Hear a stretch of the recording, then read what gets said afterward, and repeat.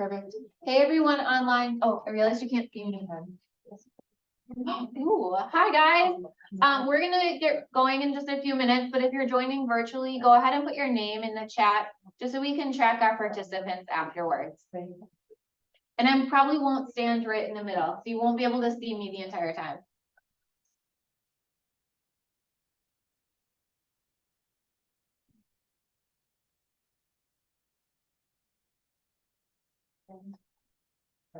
You guys have presentations like this on Zoom? No. No. Paperwork, yes. Or virtual. Yeah. I guess. Yeah. Balance. Oh, yeah, the balance that they wanted. Virtual, yeah. Oh, and the, we had an advocacy one.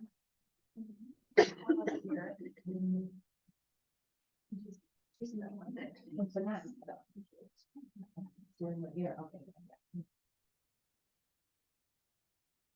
Okay, I think we'll go ahead and get started. Can you guys online hear me, or do I need to use a microphone? You can hear me good? Okay, if you can't hear me at any time, someone just drop something in the chat, but I don't want to really talk into a microphone. And you guys can all hear me, right? Yep. Perfect. Okay. Well, we'll go ahead and get started. Lydia will keep letting people in. This is recorded. So if one of your teammates does miss it or you want to share it, you'll be able to share it after we get it sent all out. Oh yeah, keep coming in, join us. Join us. There is, I don't know if you guys all saw all the little kids out in the hall too, so we'll probably hear them at some point. But we'll go ahead and get started. My name is Marissa, and I'm the Grants and Outreach Manager at Golden House. And today we're going to talk about domestic violence and homelessness and the intersection, and then how to support someone that is homeless and experiencing domestic violence, or someone you may know that's experiencing abuse in general. I'm very informal, so please at any time if you have any questions that I'll just ask them while we're talking. So you know if you wait till the end, you're gonna forget your question. So please just blurt it out. And I want to make it like interactive too. So I have questions for you guys. So please play into that too. I'm normally used to talking to high schoolers or college age students, so adults is a little new for me. And if you guys actually haven't met, we have a prevention coordinator at Golden House. Her name is Jen. She normally would have been the one here today because a few years ago I stepped away from doing our community presentation, but she is actually at the Child Support Enforcement Conference down in the Valley for the next 3 days talking to them. So you get to know them.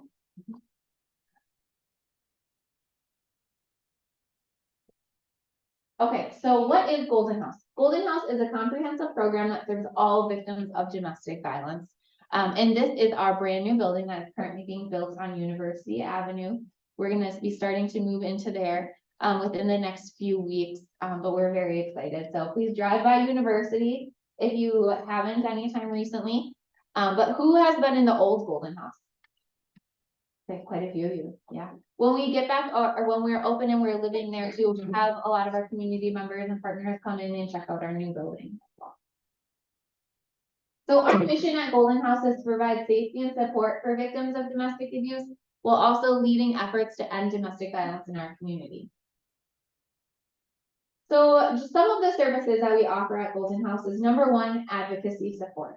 So we actually have 4 different types of advocates in our building. We have crisis, who is that first response, the person answering our hotline calls, walk-ins, text messages, emails, again, that immediate response. Our primary advocates, which I'm sure many of you have had interactions with through our shelter, actually work with our clients living in our shelter environment and support them long-term residing with us. Most of them are cross-trained. They actually, almost all of our staff currently is cross-trained between crisis or different types of advocacy work. But we do separate that. So we have our primary advocates. And some of them might be on the call today, so they know I'm talking about them. But currently our primary advocates that you guys may have come in contact with are Lisa, Ka, and then my Chua actually just became our program manager, who was a primary advocate. I see some of you shaking your head, so you know exactly who I'm talking about. We also have a children's advocate in our shelter and outreach facility. So she is actually a mental health therapist and trained to work with our children and our families. And then we also have a legal advocate that is an employee of Golden House, but is housed at the district attorney's office, and she works in the victim witness department. Again, our number one concern is safety. So we work on a lot of safety planning, that immediate safety, long-term planning as well, and for the children and the adults in that relationship. And then one of our number one services that we offer is restraining order support. So if someone is seeking a restraining order, they can come to Golden House and we provide them that support the entire time through filling out the paperwork, going to court, and then the continual process as well. Of course, a lot of people know us for our emergency shelter, but that's actually only about 25% of what we do. The other 75 is our outreach services. So currently, we're actually in 2 separate locations. The building that we did see in the last slide is all of us back together in a perfect world when we move back to university. But our outreach is operating at 600 South Webster. So it's the old Manor Care Nursing Home. And then our shelter is at an undisclosed location, just for safety of our residents.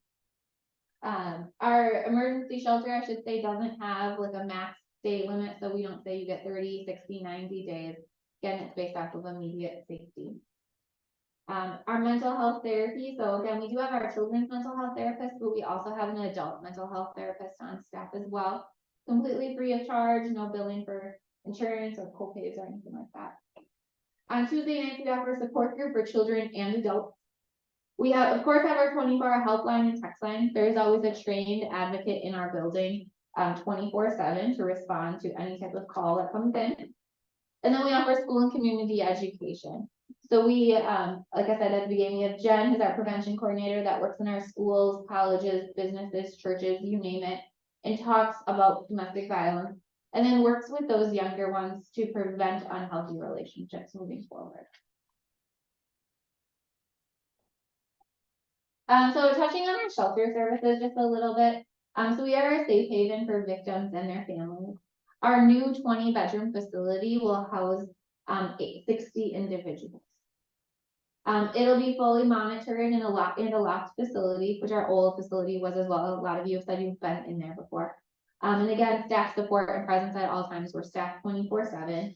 And then we provide that on-site medical, mental health, and legal services. Do you have any questions so far? Any questions? I'll let you manage. Yeah, I'll let you know if there's anything. Okay, sounds good. So to give you guys an idea of how many people we served, in 2022, we had just under 2,700 clients served in person through our services. Just over 2,000 of those were adults in our outreach services, and 436 were shelter residents. So you can see the majority of our services are actually outreach. So they don't need to live with us, they visit us, or we go to court with them and interact with them, but they don't live with my shelter. Just shy of 6,000 services provided and a little over 6,000 incoming helpline calls. So we are able to track all of our helpline calls, ingoing or outgoing, but it's always interesting to see just the incoming ones that are people reaching out to us, not us reaching out to our clients to check them. So we'll shift a little bit and talk about domestic violence. So domestic violence is a pattern of abuse, or is a pattern of behaviors used to maintain power and control over their partner in an intimate relationship. We know that there's multiple forms, and they may have multiple forms of abuse happening at one time. I actually just tweaked this presentation last night because I gave it last week to the police academy, and I gave away the answer on my first bullet point to the group right before the slide, and I wanted to make it really tricky for you guys. So I have a question for you. But we know that domestic violence doesn't discriminate. We know that all races, ages, genders, socioeconomic statuses, sexualities can be victims or perpetrators of abuse. So what are 5 types of abuse that you can think of? Physical, verbal, sexual, mental. Financial, yep. I put that mental in with that verbal. There's one more you guys. Emotional. I put emotional in with that verbal and mental. Like control over, I guess that's financial.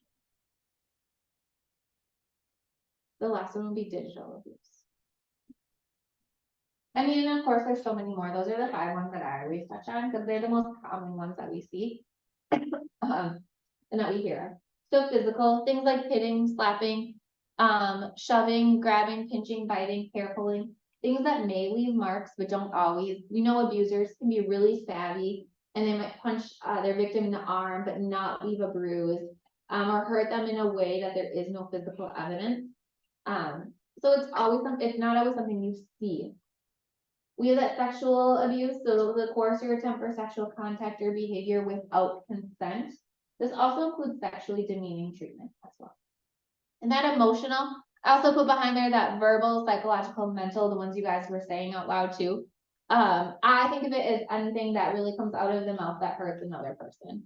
So undermining someone's sense of self-worth or self-esteem, using things like constant criticism, name calling, belittling, really, again, making them feel bad about themselves.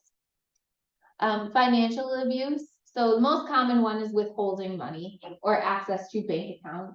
But it doesn't always have to be physical money. It might be things like whose name is on the lease or whose name is on the car. So if they do ever separate, maybe they were never legally married, and they just separate, the victim has no access legally to that house or that rental unit or that car or the bank account because it was never actually theirs. And then lastly, we have, and I'll also add in either forcing the partner to have a job or multiple jobs, or forcing them to stay home so they have no income as well, so they're dependent on that abuser. So again, not allowing them to make or keep their own money. Oh, it's flex. Do I need to speak into them? Should I speak into them? Do you need me to speak into the microphone?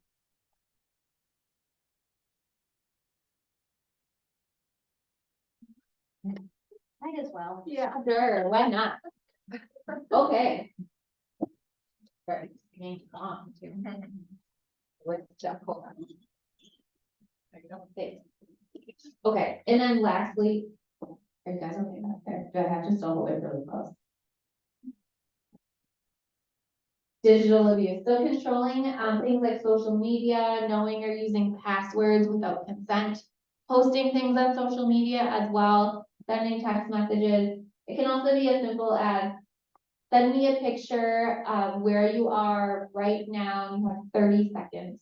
Again, controlling them over those different forms of technology. And it might not be social media, but it can be email, tracking devices as well on their phone or on their car, like air tags strategically placed in cars that are hidden. And then it can also be super simple as like constant phone calls. Where are you, or text messages, where are you, what are you doing, who are you with, when are you going to be home, over and over again. Okay, this video I learned no longer works. I was really bummed they took it off of YouTube because it was a perfect video that explained the power and control wheel and the cycle of violence. And I've been on the lookout for a new video, but I'm gonna skip over this slide and I will explain it. There we go. I will explain it to you guys. So has anyone seen the power and control wheel or share it with their client? Okay, so it's pretty familiar. So the power and control wheel, on the outside, you see that physical and sexual violence. Those again are those things that you typically see, but you don't always see it. But the inside pieces, those 8 little pieces of the 8 little triangles, are tactics that an abuser uses to maintain power and control over their victim. So this is a very stereotypical power and control wheel. Also say there are multiple versions of it in different languages as well and tailored to different cultures. And unfortunately, this one also is very stereotypical, so it does portray a male as a victim, or male as an abuser and a female as a victim. So if you do share this, we always share with our clients, you know, this can go either way. This can be for any type of relationship. So I just also want to preface it by saying that as well. If it were up to me, I would redo it and I would change some of the language. But unfortunately, we didn't. So the first one is intimidation. So an abuser will do things like smash things, destroy property, display weapons, abuse pets, and really do anything to intimidate that partner. That abuser might carry around a pocket knife at all times. They may never actually use it, but when they're arguing with their victim, they might pull it out and just flip it back and forth. We have emotional abuse, so using put downs, name calling, making that victim feel bad about themselves. They can also place the blame on that victim and shifting that responsibility, and making them feel guilty for it happening, that victim caused it to happen and it's their fault. Isolation, so controlling what someone does, who they see, who they talk to, what they wear, where they're allowed to go, who they're allowed to hang out with, and really limiting that outside involvement. You might hear things like, oh, I can't hang out with that friend because my boyfriend or girlfriend doesn't like them, so I'm not allowed to see them anymore. It can be very easy, small things like that, small little comments that someone might overhear, but slowly pick up on over time. We have that minimizing, denying, or blaming, again, shifting that abuse, making the victim feel that they are responsible for it, and then denying the abuse actually happened. So they might just say, you're crazy, that never actually happened, you're making that up, I never did that, you're exaggerating, and different tactics. They could also use children, if there's children in that relationship, using them as pawns, possibly during child custody exchanges, or just sharing messages back and forth, belittling that other parent to the children, so the children don't feel that they can trust that other parent. Using economic abuse, so playing into that financial abuse as well, but preventing the person from getting or keeping a job, making them ask for money, giving them or not giving them an allowance, so they're dependent on that abuser. The next one is privilege, so treating them like a servant, that they have to ask for everything as if the abuser is also acting like the master in the castle. They get to make the final decision, and having very stereotypical gender roles in that family.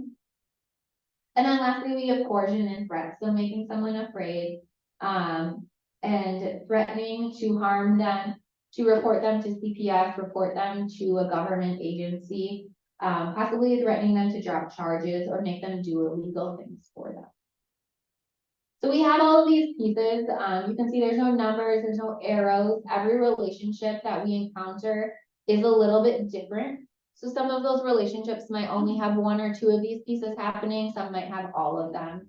They might start as one, jump over to another. There is really no rhyme or reason, because again, every relationship is different.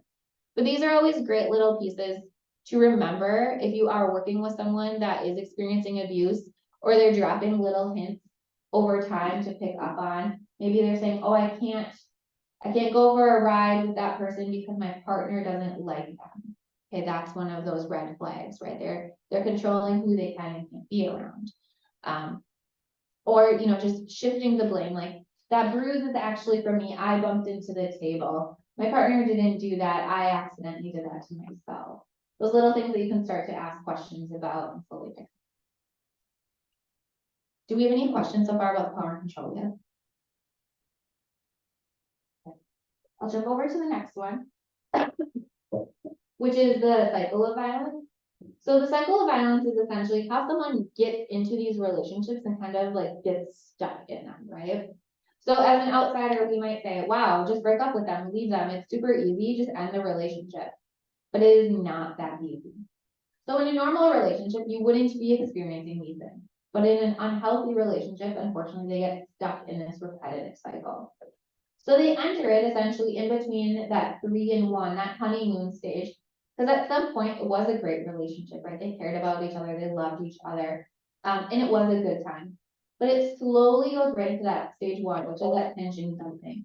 This is where there's a breakdown in communication. The victim starts to feel like they're walking on eggshells. They feel like they need to please that abuser at all times. And again, that tension starts to build repeatedly. Over time, it escalates to the point of that actual eruption. So that's stage 2, where the actual violence occurs. Whether it be that physical, sexual, emotional, digital, financial, that's where it actually happens. After that eruption, it then slides right back into that honeymoon stage, back into that picture perfect relationship, right? The abuser might apologize for the behavior, say, I'm sorry, it'll never happen again. Maybe they're gonna say they're gonna go to therapy. They might also buy gifts, buy flowers or video games or shoes, or pick up the groceries on the way home. Or on the complete flip side, they could deny that the abuse ever took place. Again, shifting that responsibility. That victim at the time is going to hope that that abuse is over. because again, it's in that perfect time again. And then slowly it slips right back into that tension building stage, and the cycle repeatedly happens over and over again. How long do you guys think it takes for one cycle to take place? Like one go around? I feel like it depends. Couple months, it varies, it depends. Yeah, it could be something like a couple days to a couple months. Yeah, you guys are all right. So every relationship is different. That's why I like to share this in the 3 cycles, because you might hear someone say, oh, we got into a fight and then they bought me flowers. Okay, well, that's, you know, in a normal relationship that's healthy, you know, first off, you shouldn't be fighting and then they buy flowers, because that's one of those red flags of eruption to honeymoon. Hopefully that violence isn't actually as severe as what we're talking about. But when you hear that repetitive pattern over and over again, that's when you know it's an unhealthy relationship. And you're also pulling pieces of that power and control into it as well. So again, they can take place. Some people that we work with, this cycle takes place in one day. That morning is tension building, afternoon is eruption, and then by nighttime, that abuser's honeymooning them right back into that relationship, day after day after day. And some of you said it might take a few weeks, a few months. You're all accurate, but just be on the lookout for those stages as well. Any questions so far?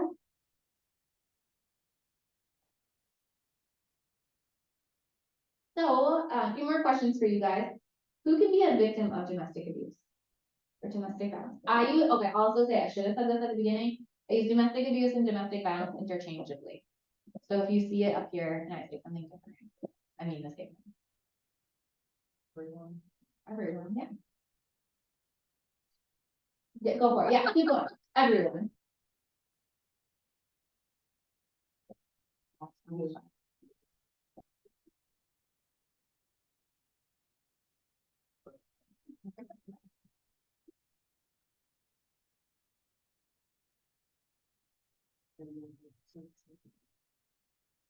So you have the perfect answer because you said everyone. Yeah. So every socioeconomic level, race, educational level, and culture can be a victim of domestic violence. The victim will also have emotional and family bonds to the offender in some level. They may have also developed survival techniques that make it difficult to keep themselves safe or cooperate with law enforcement. They may suffer long-term and complex effects of the violence, and we know that sometimes police presence can equal more danger. So what about characteristics of an abuser? And again, I'm being very stereotypical here. Angry, controlling. Yeah, angry, controlling. Not a fan. Like it looks like a social fall. Angry, controlling. So they could be controlling, dominating, and manipulative. Again, they're using power and control wheel, so they're gonna have increased power, insecurity, jealousy, avoidance. It might also be a learned behavior. They may have experienced abuse growing up, or they may have been abusive in one relationship, that relationship ended. They're still likely to be abusive in that next relationship. Just because that victim changed doesn't mean the abuser's tendencies are going to change. And again, it could be a reinforced behavior, or they could be in complete denial and not even realize what they're doing. And we know, again, anyone can be a victim and anyone can be an abuser. So a lot of people have very stereotypical views that an abuser is someone that just sits on the couch all day and doesn't do anything, and they drink and they chain smoke and they just scream and yell. And that's not always true. They could be the picture perfect person walking down the road with a good job. They could be a lawyer, a doctor, but behind closed doors, they're displaying these traits. Okay, so why would someone abuse their partner? Learned behavior, something that they maybe grew up with or seen. Yeah. You were listening. They're experiencing abuse elsewhere. Okay, yeah.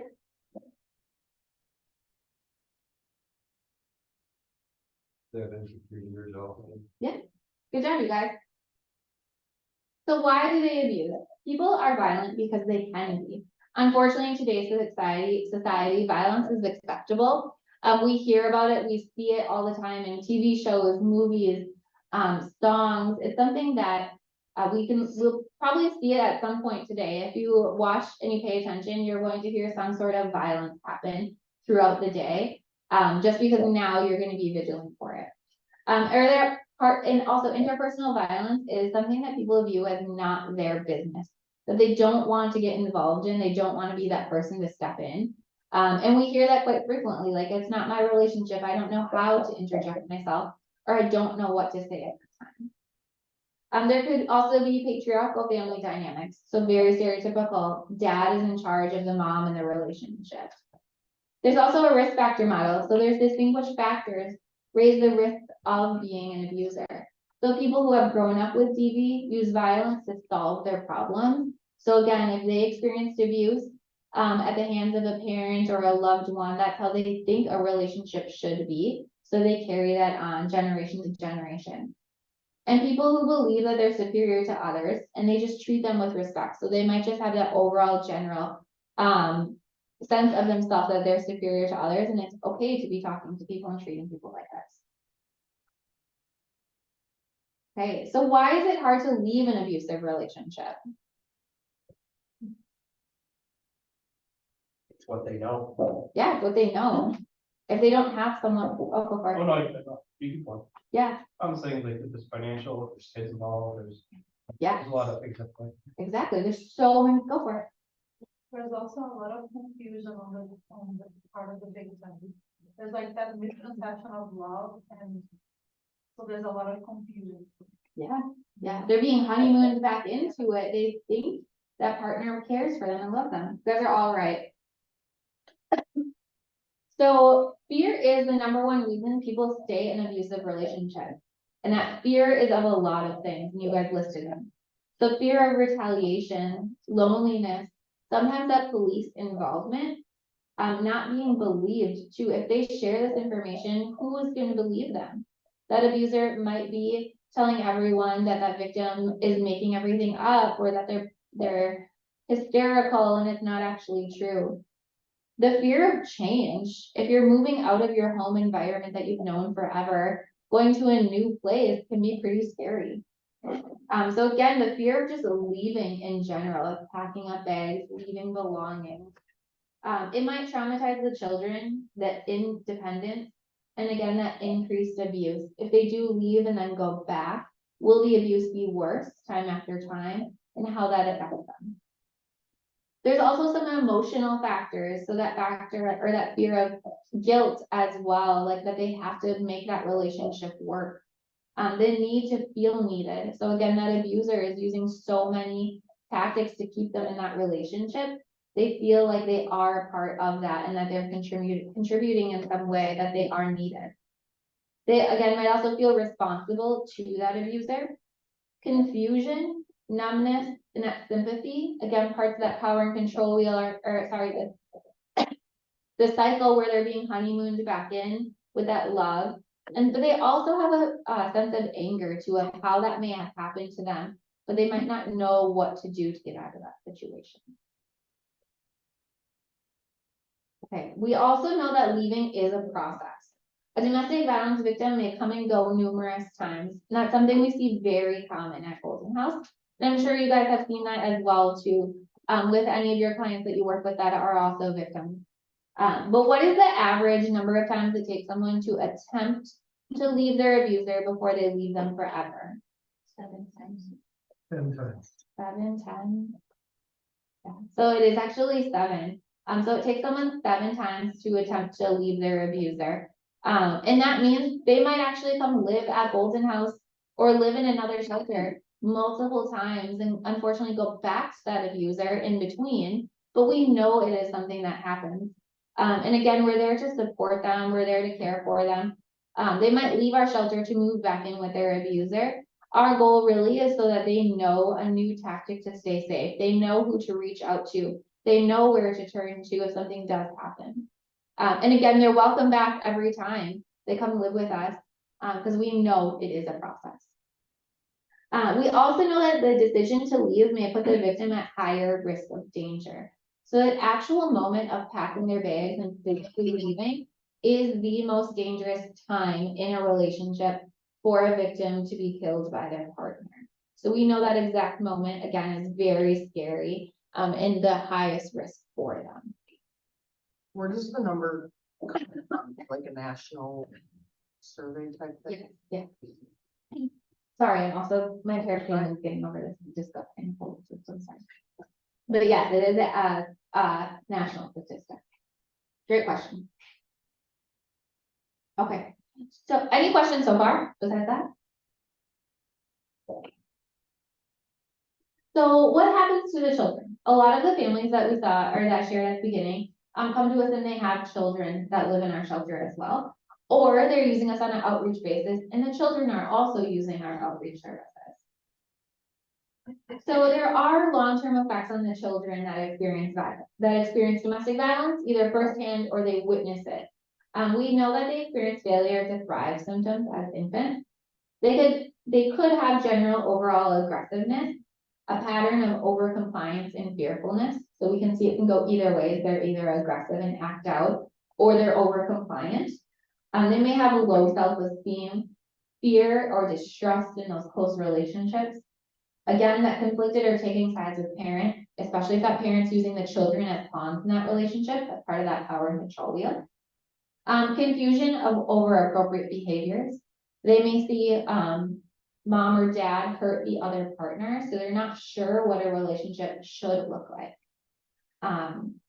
Psychosomatic complaints. A lot of the kids that live with us, or maybe going to school during the day, they might have headaches or tummy aches because it is a stressful environment for them. They might also have problems with authority, or they could really heavily rely on authority. Again, it could go either way. Likely to repeat that learned pattern. So again, if they've only experienced an unhealthy relationship, that might be all they know. So they then could become victims of unhealthy relationships themselves. That's actually one of those things that our prevention coordinator works on with students in one of the at-risk schools, is identifying how to be in a healthy relationship because their parents were in unhealthy relationships. So trying to break that generation cycle by giving them healthy skills or healthy relationship techniques and skills. And then again, that fatigue or acting out at school or possibly at work if they are older and they have a job. But again, we know that domestic violence can impact the children. Okay, so I'm going to shift a little bit now to talk about our domestic violence and homelessness. So I wanted to cover some domestic violence 101 because sometimes people have no idea what it all entails. So now we'll join the two together. So domestic violence is the leading cause of homelessness for women and their children in the United States.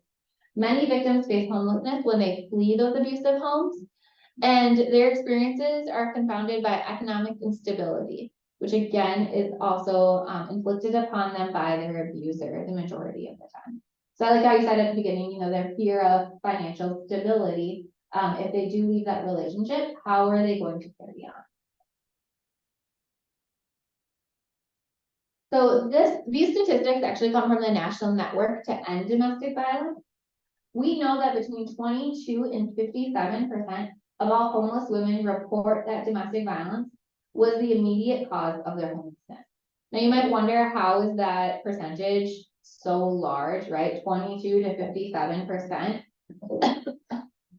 It's because not all individuals that are reporting back understand that DV is the root cause of their homelessness. They might say, well, the cause of their homelessness is losing the home because the rent wasn't paid. Okay, well, why wasn't the rent paid? Because they didn't have access to a bank account because their abuser controlled the finances. Well, why was that? Actually, because of domestic violence. So that's why it's a range, because not everyone understands that root cause at the end of the day, like for that one family, is actually domestic violence. Additionally, we know that 38% of all victims of DV become homeless at some point in their lives. And that can be due to a variety of things. Again, losing an apartment, a home, an eviction, breaking up in that relationship and not actually having another place to go, loss of job, different things like that. their abuser possibly actually kicking them out of the home too. And then, a victim of domestic violence will often leave their abuser multiple times before finally escaping. So we said they may leave them about 7 times, which also correlates with them experiencing multiple periods or episodes of homelessness. So those individuals that we work with, how many times have you been homeless in the last 3-4 years, may have a higher number because they may leave that relationship multiple times in the course of the week.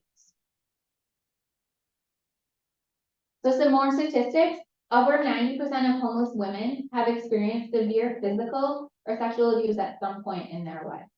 And we know that 63% have been victims of intimate partner violence as adults.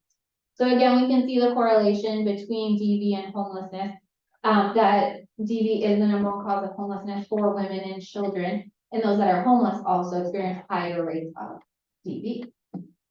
So in a 2006 study done by the U.S. Conference of Mayors across the United States, 44% of the cities surveyed actually identified DV as the primary cause of homelessness. I was going back to actually see if the survey was done more recent, because I mean, we're talking quite a few years ago. And unfortunately I couldn't, but I did want to actually include this because I thought it was interesting that almost 50% of cities actually said that DV was their cause of homelessness in their area.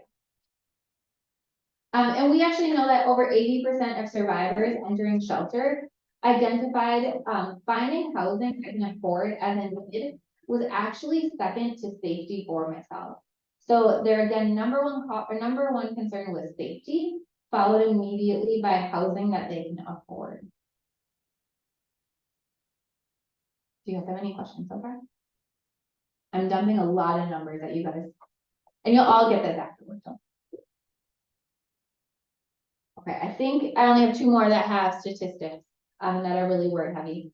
Abusers commonly sabotage a victim's economic stability, making victims more vulnerable for homelessness. Again, using that financial abuse as a manipulation tactic to control their victim. And we know that many victims and survivors often have trouble finding rental properties, which is, I think, something we can all agree with is just hard in general. But they have poor credit, possibly due to no job or no income, or their abuser controlling credit cards or credit lines, rental history, employment history as a result of that abuse. So a lot of individuals that we work with too don't have a lot of employment history or little to no education because their abuser forced them to stay home. So then it's really hard for them to turn around and find a job to sustain their family. And again, we know back in 2005, Congress found almost 150 documented eviction cases in the previous year where the tenant was evicted because of domestic violence.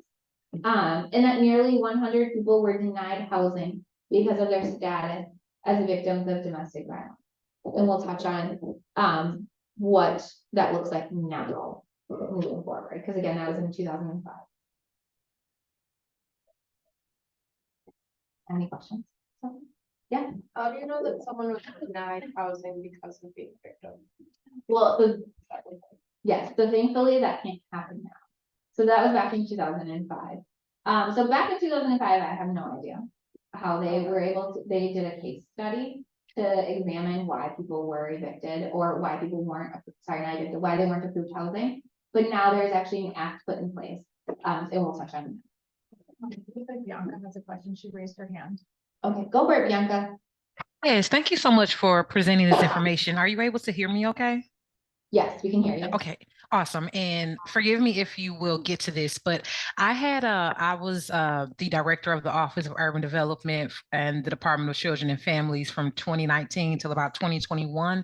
And this information definitely, thank you so much for presenting it. But I'm wondering, what I saw during my time in the department was that, especially in Milwaukee County, women their children being taken away from them because of a domestic violence issue, placed into, child protective services, but then the woman being left like in that position.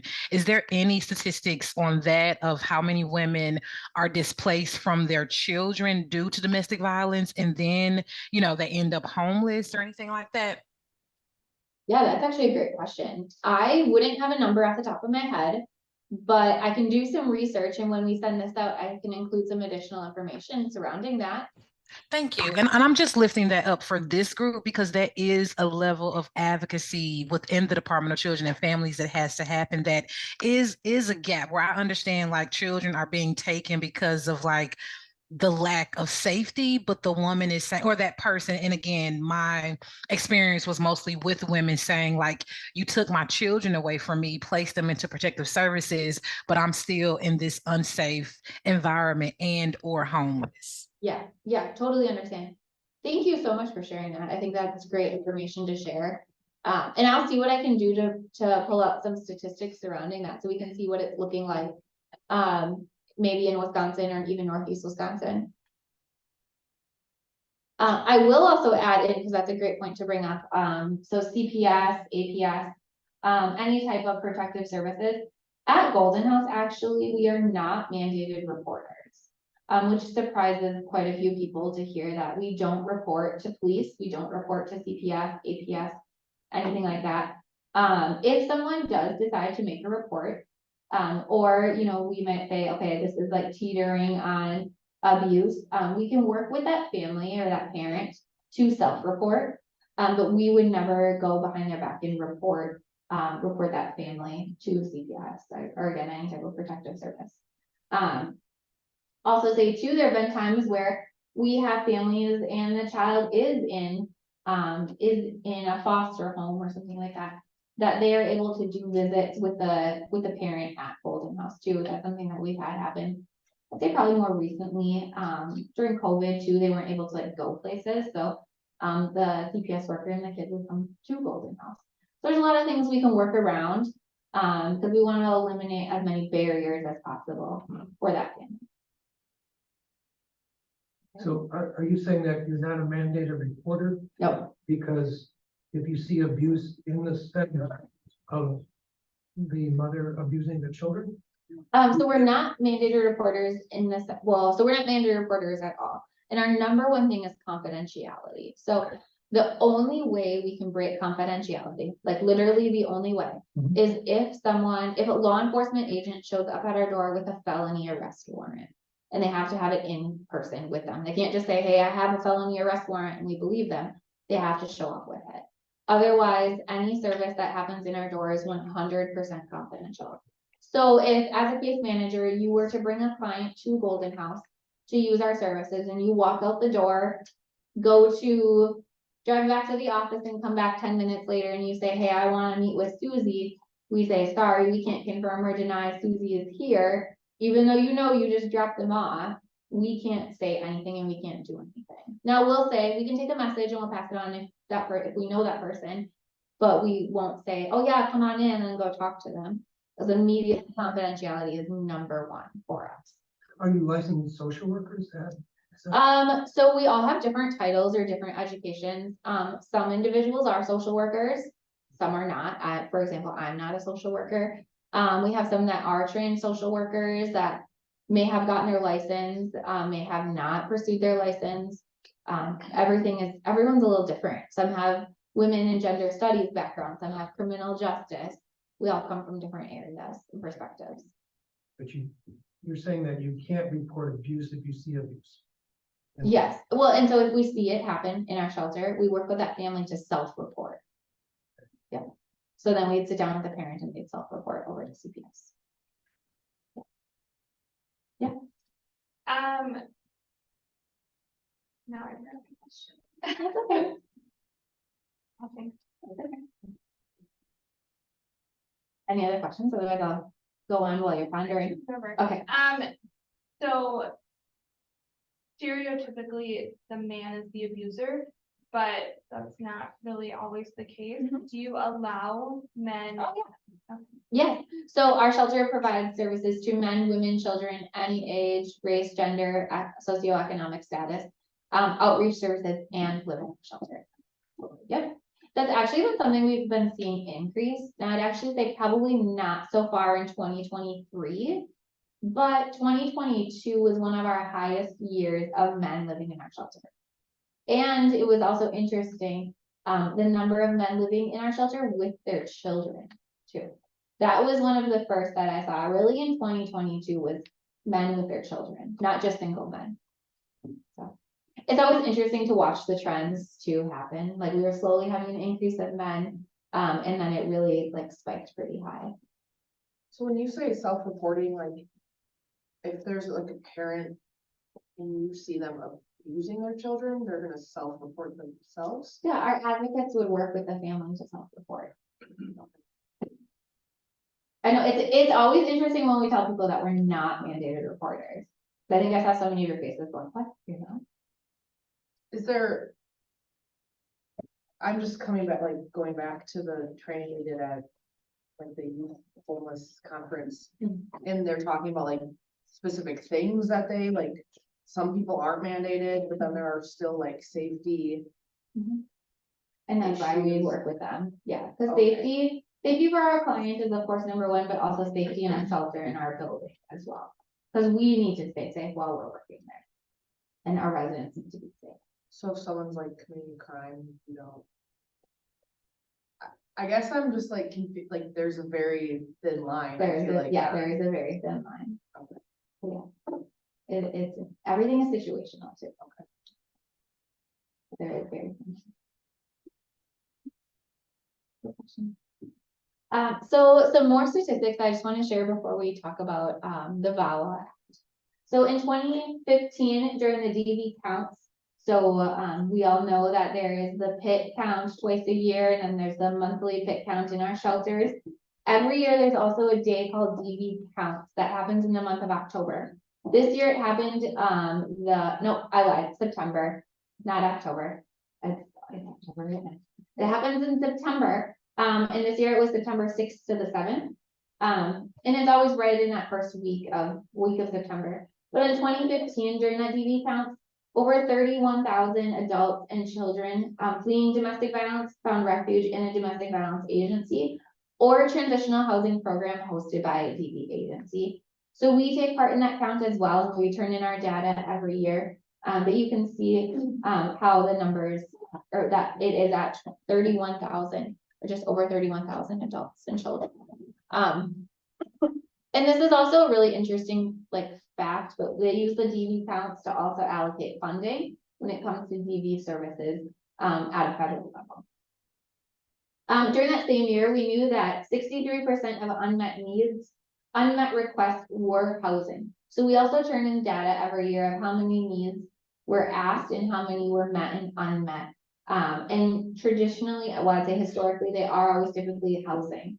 So whether it be that emergency shelter, transitional housing, or long-term housing, such as like applying for Section 8 or things like that. And this is only on one day of the year, to keep in mind, just like our pit count too. Do you have any more recent data? 2015 is a while ago. I can imagine that the I know. housing market has changed drastically. Yes, I know. I will go back and search again. It's sometimes hard to find everyone when they come out with the DV count. So also fun fact, not so fun fact, there are 3 entities that do a DV count day on the same day. So one being Wisconsin DHS DV counts, and then the National Network to End Domestic Violence all ask for the same data on the same day. So it's always kind of hard to track like which one you're comparing to each, because some agencies partake in this one, some partake in this one, some partake in this one. Now, like I do all 3 because I'm like, you gotta count our data. So it's always interesting. So I'll do a little bit more digging and see, but it's always a touchy, at least for me. So I'm like, I don't know which one always has the most agencies report. Because that's the one I want, right? Like that's the most important one. Yeah. I just have a random question. Yeah. Would you take sex offenders? So we don't background check our residents, so we would have no idea. Okay. Yeah. Because again, safety is our number one priority, and we know that a registered sex offender can also be a victim of domestic violence. So we don't background check. So nationally, the average state emergency homeless shelter is about 60 days. Well, we also know the average length of time it takes for a homeless family to secure housing is about 6 to 10 months. So again, it's, you know, around the United States, typically are people in DV shelters for about 60 days. Our average length of stay at Bolton House currently is hovering right around 28 days. And it'll probably extend a little bit when it gets closer to the holiday season and it gets a little colder out. But we're always hovering right around like 30 days. But again, at the beginning, I said there's no like 30, 60, 90 days cutoff. Do you have landlords that you work with that like help you through these Yeah. situations too, that you Yeah. can coordinate with? Yes. Okay. And we also are really fortunate that we have our own internal rapid rehousing program. Okay. So we have our own program right at our agency too, that some of our clients might transfer from shelter into that program if they're not, if their name comes up on the HMIS or non-HMIS list. Okay, and I realized if that clock is accurate, I only have 8 minutes. Can I ask a quick question? Yeah, I don't know much about rapid rehousing, but Yeah. what if I run into someone that could use that instead of staying in a shelter?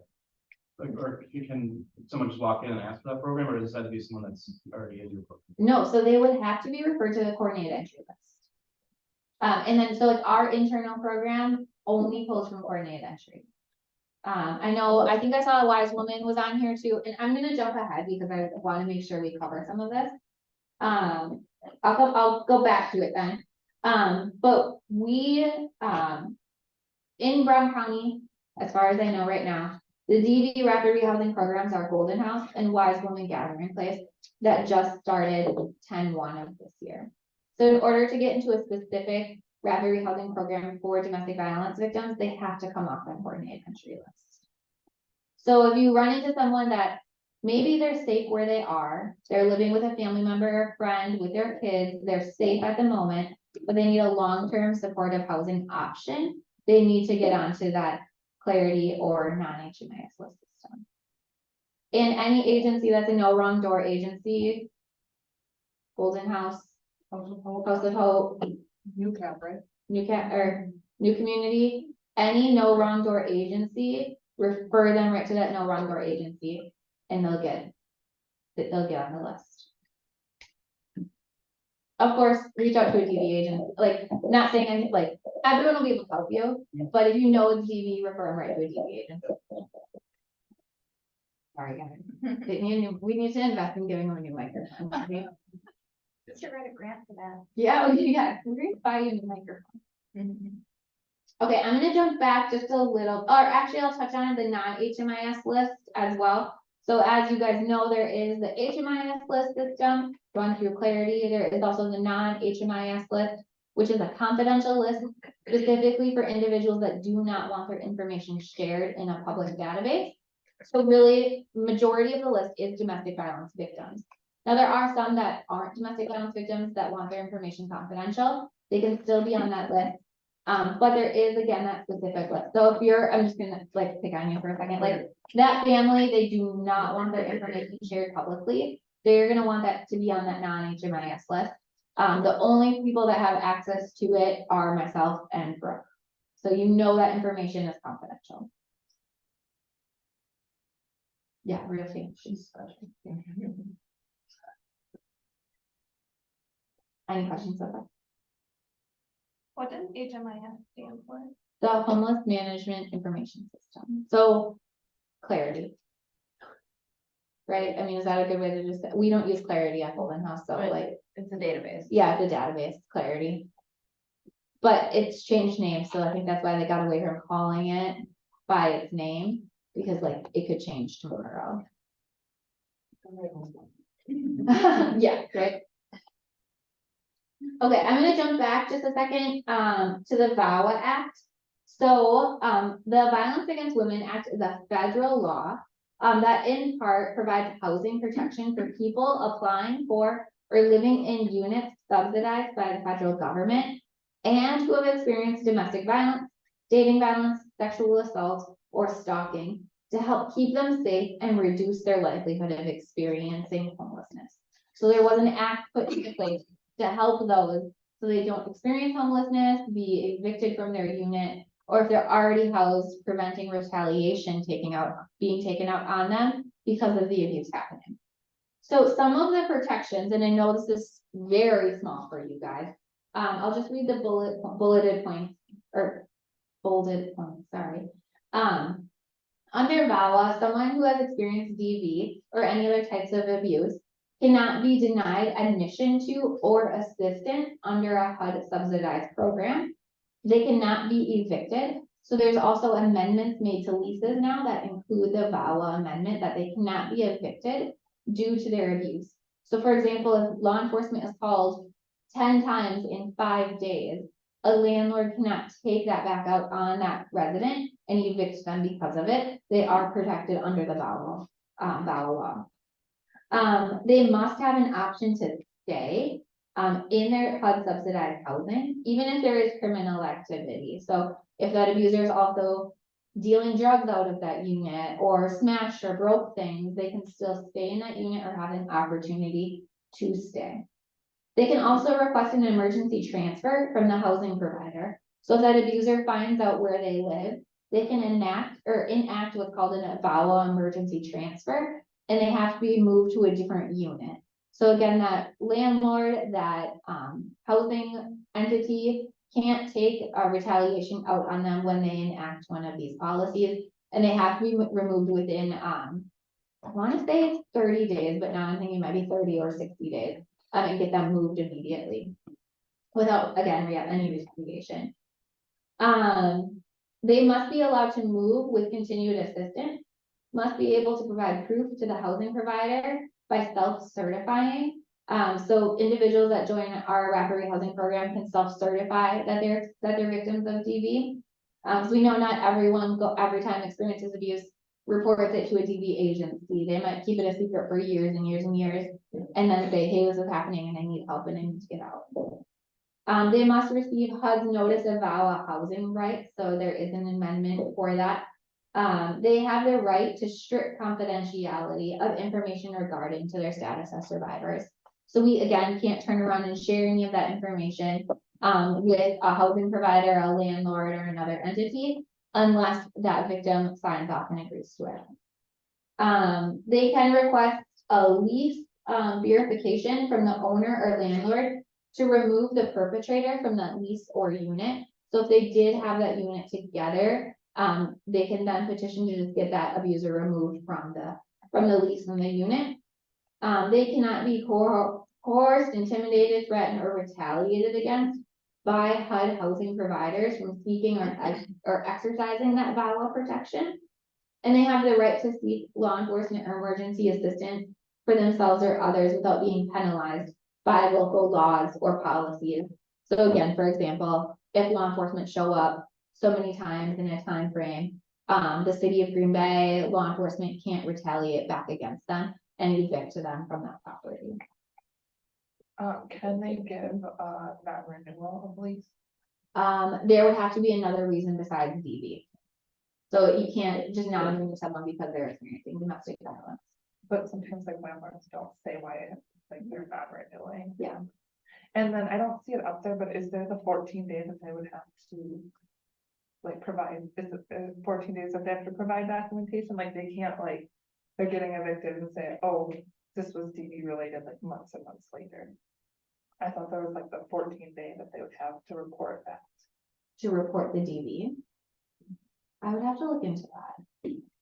Because otherwise like people like, they might be getting evicted and then they'll say, oh, this was DV related, but like if they didn't report that on time, I thought it was a 14-day thing. I would have to look, but for some reason I'm saying no, because DV could be happening constantly and it not escalate to that point of maybe that financial abuse for, I'm just saying, like, for example, financial abuse for that eviction until it happens.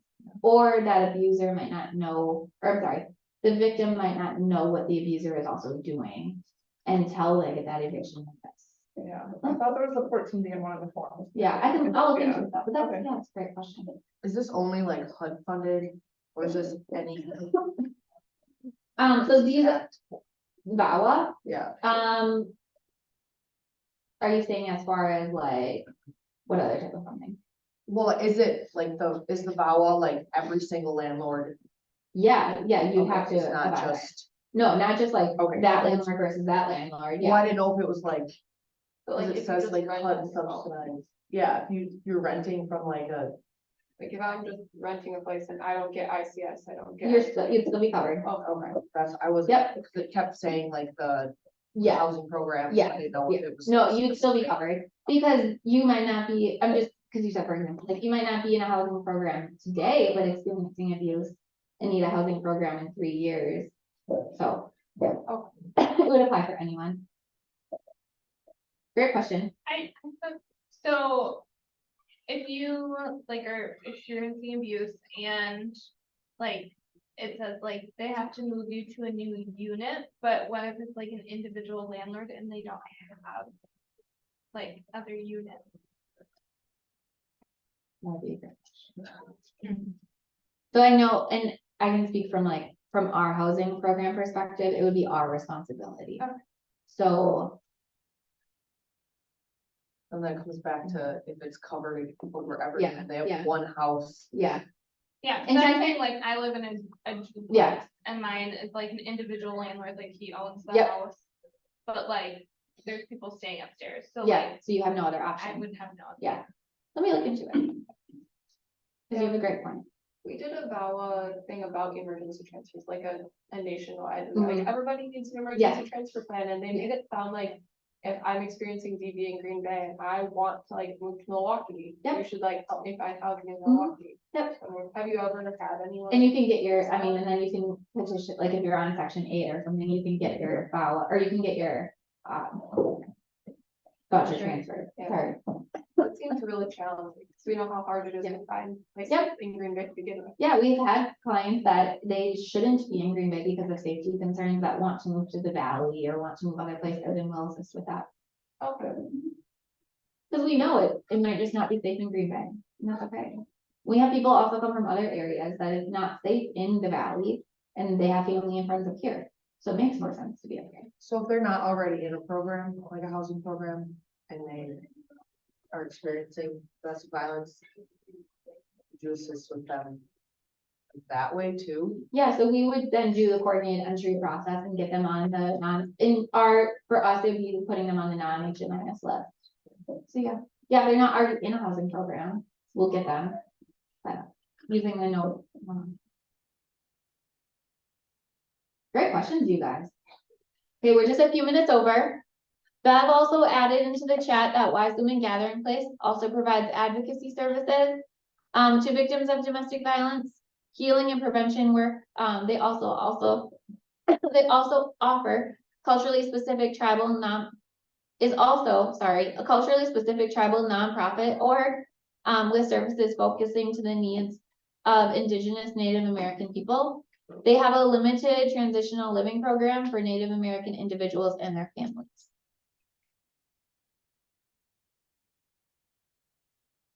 Thank you, guys. I'll hang out for a little bit too if you have any more questions to ask.